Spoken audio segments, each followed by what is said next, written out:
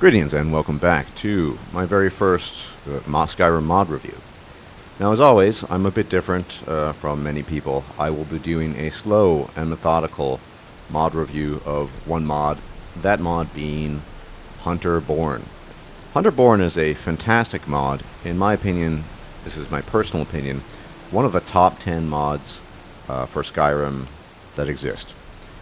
The reason for this is, well, there are actually several reasons, and I'll get into them in a little bit, but I'm going to start from the top to the bottom. So what Hunterborn is, it's a mod that changes basically the settings for hunting animals, not so much in that how you kill them, but rather how you gather pelts, ingredients, alchemical ingredients, very important, I'll get to that in a bit, meat, and things of that nature.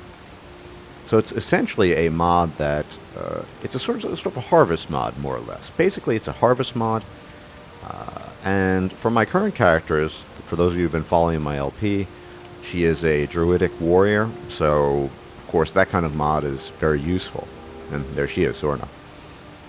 Now, this mod, of course, is MCM compatible and malleable. So there are different features you can see.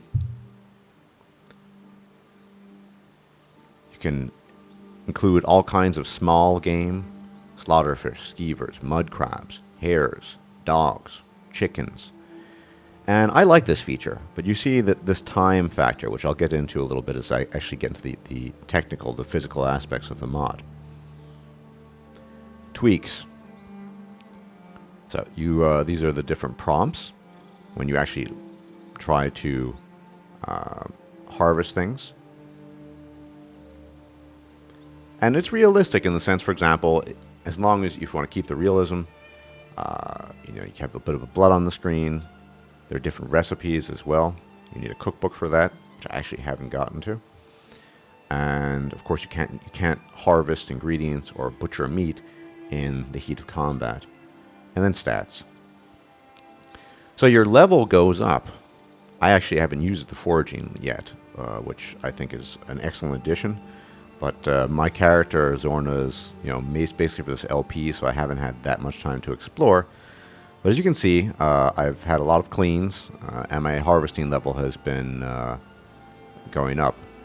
Now, I don't know why I have this set off. It's weird.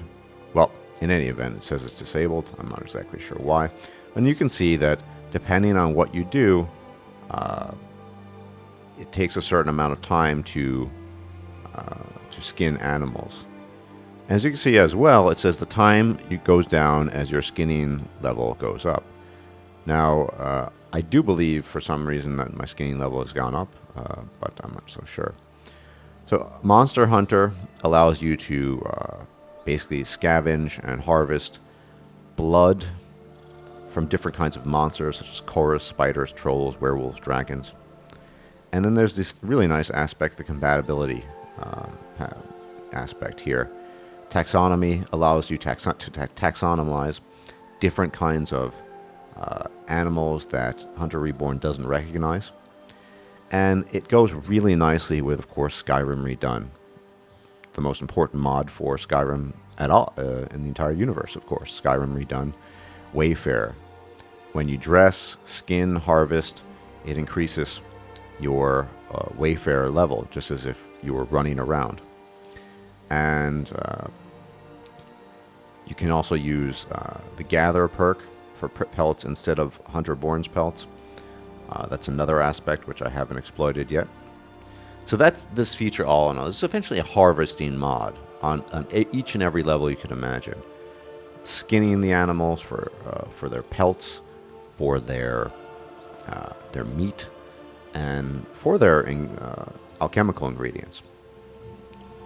So let me show you how it's done. I have you can also carry the carcasses. So I carried some of these carcasses here. Have a nice fire going.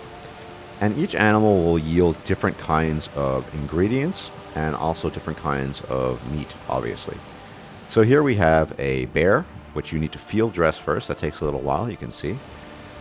Screen temporarily goes black. And now it's ready to be prepared. That is, whether you want to butcher the meat, harvest ingredients, or skin the pelt. So you harvest ingredients, like so. And look at all these different kinds of ingredients you would never get in vanilla Skyrim. As you can see, bear claws are standard, but bear heart, large bear claws, eye of bear, not standard at all. And of course, if you want some bear meat, you can do that too. And the great thing about this mod is it's completely compatible. I'm carrying too much now, but no matter. It's completely compatible with Realistic Needs and Diseases and Frostfall, which are probably the two most important realism mods out there. As you can see, I now have raw bear meat, which is a medium meal and considered raw food. And just for another example, you'll have different, depending on the animal, you'll get different results. So you have to field dress each animal. Not monsters. Monsters, such as werewolves and trolls, you can harvest ingredients directly from. Go to harvest ingredients. You can see I get different kinds of things. And here a perfect example. You've learned from your experiences harvesting the bones and organs from animals. You feel as though you're improving. So, harvesting level has gone up. And what that does is it reduces the time amount that you require to harvest things and skin, as well as I believe it gives you greater yields. And that gave me a bunch of new ingredients. You can see, oh, this is, I'll get into that in a bit. Let me just harvest the ice wolf. Field dress again.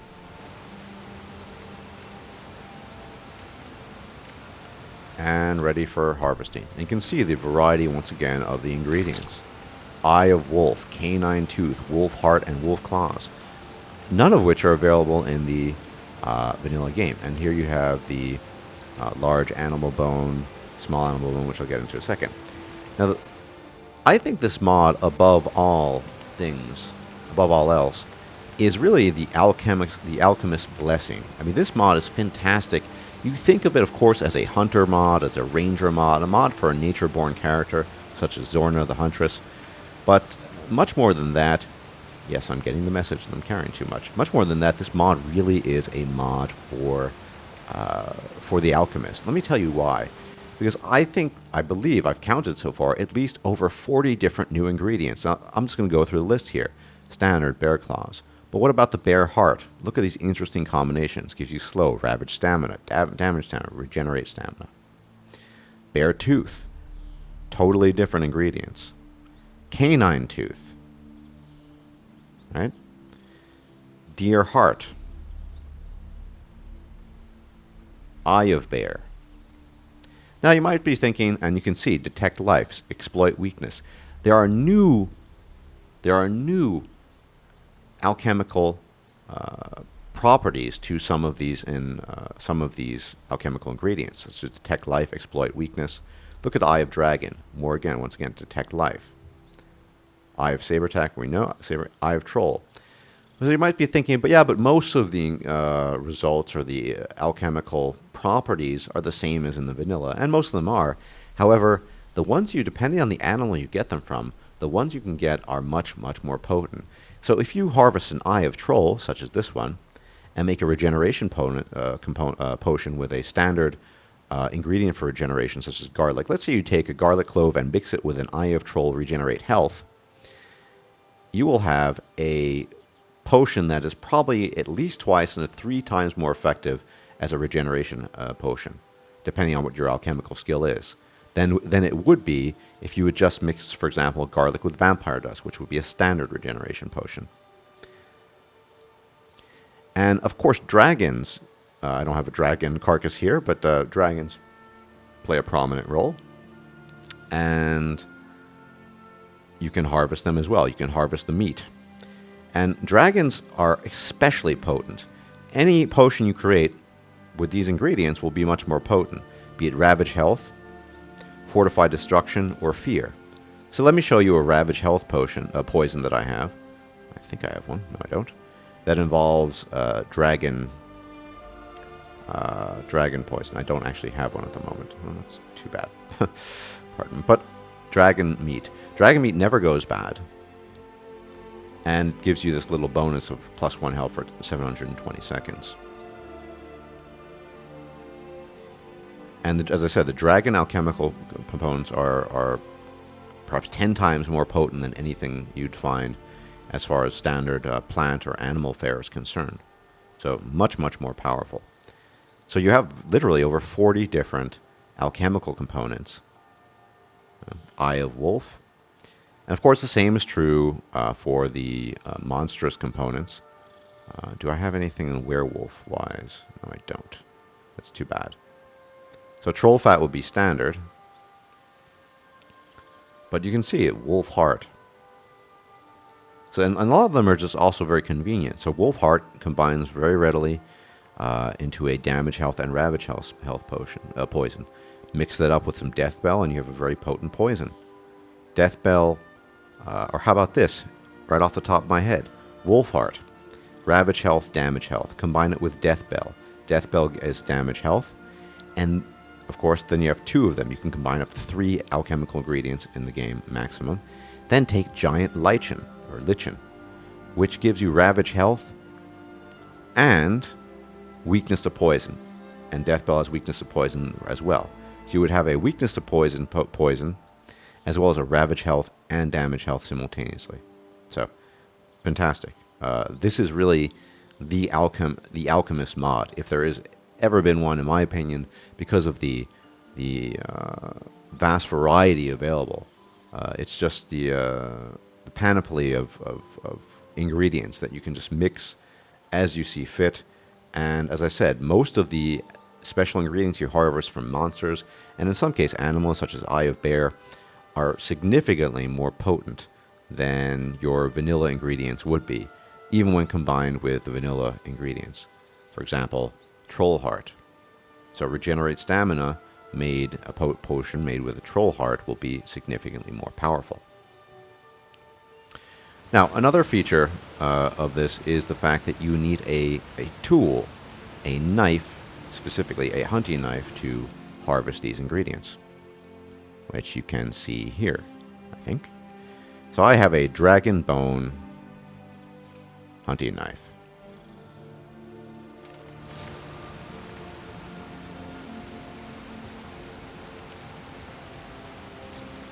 And each knife, hunting knife, and there are several different kinds, is classed for its smithing classification, essentially. So you have, for example, dragon bone, which is the pinnacle of hunting knife equipment. Orcish ones, orcish hunting knives, which I believe are very good for. Yes, I know I'm over encumbered. Which are very good for butchering meat, maybe, but not so great for harvesting ingredients, and so on and so forth. And each really has different gradations. In some cases, an elven hunting knife might be better at one thing, but the orcish are better at another. But of course, the dragonbone is the pinnacle. And quite frankly, if you really want to make the best of this mod, it's best to strive for the best. And of course, getting the perks, that message is getting rather annoying. I think I will drop something. I think I'll drop the bear meat. I don't need it. There we go. And of course, investing in smithing will allow you to attain the highest level of the dragonbone hunting knife equipment, which will allow you then to butcher, harvest, skin to the best of your ability and get the most out of Hunterborn in that regard. Once again, completely compatible with Skyrim Redone due to the author's diligent work, and completely compatible with Frost, Fall, and Realistic Needs and Diseases. And I mean, those are just the realism mods, the supreme realism mods. I mean, there's nothing better than those. And this goes hand in hand with them. But that's not it. There's even more to the mod. Now, as you saw, there was a feature in auto-saving now. Not really sure why. You saw that there was a feature called Forage, which I have actually not made great use of. Forage allows you, as you can see, to search the surrounding area for edible plants and useful materials. Yeah. And I haven't really used that very much. I plan on trying it out later. Taxonomy, as I said, is the ability to taxonomize creatures, animals that are not covered by the mod proper. So if you have a mod that has animals, you can taxonomize within the spectrum or within the framework of the mod Hunterborn what kind of animal you want that's supposed to be. Is it a wolf animal? Is it a bear animal? And so on and so forth. And Scrimshaw, very important, allows you to create all kinds of things. Trinkets, as you can see, Scrimshaw. Now, let's say you have no, and I do mean no smithing skills whatsoever. Well, don't despair. You can create a bone hunting knife, a stone hunting knife. You can create bone arrows, which of course don't do very much damage, so I mean that's up to you. And you see these as you harvest ingredients from animals, you will also harvest small or large animal bones, which are then used for Scrimshaw to create different tools. Bone hunting knives, stone hunting knife, arrows, jewelry with minor effects, apart from the aesthetic qualities. Bone amulet of the beaver moon, of the flower moon, and so on and so forth. Materials harvested from carcasses are unusually bountiful. I still haven't made that. So I suppose if I were to use that and then harvest ingredients, I would have a lot more. The wolf moon, the worm moon, and so on and so forth. Little magical items, the jagged bone ring, the lucky bone ring, a bone ring that allows you to be muffled, thorned, little nice things like such as that. And of course bits of bone, which are created from either teeth or different large bones or small bones or antlers. And you can create other trinkets such as these, which I'm not exactly too sure about as far as their effects are concerned. So that's what Scrimshaw does. In addition, there are even more varieties of this. For example, if you have a certain kind of item, or ingredient rather, you can create a polished version of it at a forge under miscellaneous. Or rather, you can create a polished version of it using the tanning rack, which I'll show you in a little bit. And as I said, it doesn't stop at just the ingredients you can harvest from the animals. So if you have a tanning rack, you can create polished versions of the different ingredients. Scroll all the way down, you can see the different varieties. So a polished eye of bear will give you different kinds of results to the results you would have from a normal bear eye. And you have some new abilities here. So exploit weakness, for example. If you create one of these. Then, for example, a polished dragon eye will be fortified shouts as an alchemical component. A polished saber cat eye will give you other abilities such as prowling, which is a combination of sneak and marksmanship skills, as well as invisibility. Very useful for a sneaky character. Polished scales. Different abilities. Polished troll eye. I don't see it. Now we can discover. I don't know what polished troll eye does, so we're going to find out right now. In fact, it won't let me... I have to find out. I have to create it, and then I have to, of course, test it. So, polished wolf. And you can see these different abilities. So let's give them... Right? And so we can find out what a new ingredient will give us. So, we have Eye of Troll, which we used to create polished troll eye. And let's taste it rather. So there we go. Polished troll eye, fortify health, slow. And I imagine the combination of a polished troll eye for fortify health with, say, blue mountain flower, which is a fortify health ingredient, would give you a much more potent version of that. Maybe twice or 2 times or 3 times as strong as a conventional one. So all in all, this is, in my opinion, one of the top 10 mods for Skyrim. I really love this mod. One day, if I ever finish my LP, I'm just going to take my time and do a nice long playthrough, however long it takes, of a character that makes full use of this from the very beginning. And this really just combines all of it, especially if you're into realism, a combination of Frostfall, realistic needs and diseases, as well as Hunterborn just makes Skyrim a sort of a truly natural experience, if you will, a wild experience. And more to the point, what I was stressing before, the fact that this really is a mod for people who love alchemy. If you love alchemy, you will love this mod. The ability to harvest ingredients from animals that you could never do in the vanilla game, and the ability to create all kinds of wacky combinations of potions and poisons that tend to be, generally speaking, depending on the animal type, far more potent than anything else you would get in vanilla Skyrim. And there's so much room for discovery. Like I said, over 40 different alchemical ingredients waiting to be discovered with this mod. So, I hope this mod review has been pretty thorough. I went into as much detail as I could. Like I said, I still haven't tried out the Forage aspect, but I will be doing so eventually. And I hope you enjoyed this presentation. And hey, if you have Skyrim and you haven't downloaded this mod, then please check out the mod at Skyrim. I'll be posting, of course, a link in the description box at Skyrim Nexus Mods. I honestly think the mod is criminally unendorsed. To sort of borrow a phrase from the High Lord Gopher, in that he has, I think, about 1,500 endorsements. I think it needs at least twice or three times that number. So if you really enjoy the mod as I do, go and hit the endorsement button. Fantastic, fantastic mod. Really does a tremendous job at transforming the game into even more realistic setting. And of course, a setting that just really rewards exploration and discovery, along with Frostfall and realistic needs and diseases. So anyway, I hope that was helpful. Hope you enjoyed that. And until the next time, may the gods watch over you. Everyone take care. Bye-bye.